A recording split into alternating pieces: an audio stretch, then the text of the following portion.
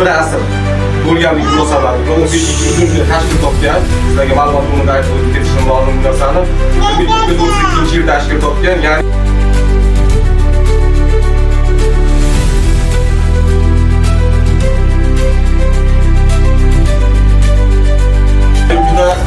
to'rt devor orasida qolib ketish kerak emas.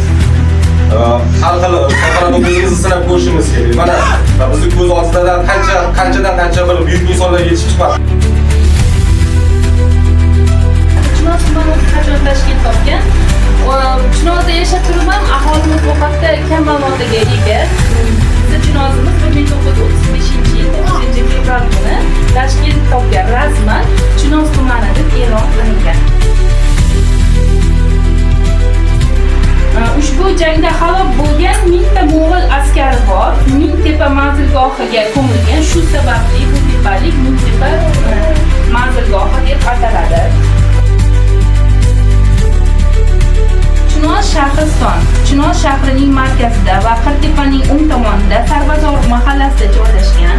Shahristonda 6-12 asrlar oralig'ida savdo-sotiq do'konlari ham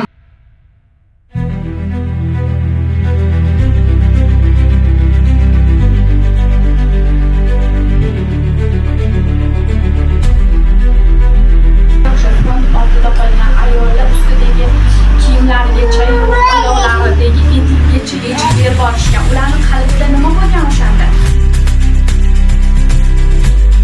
9 qahramonning biri kimsan? Chiqishadi. U kimsan? So'nggi nafasigacha, oxirgi hayotining oxirgi daqiqalarigacha qahramon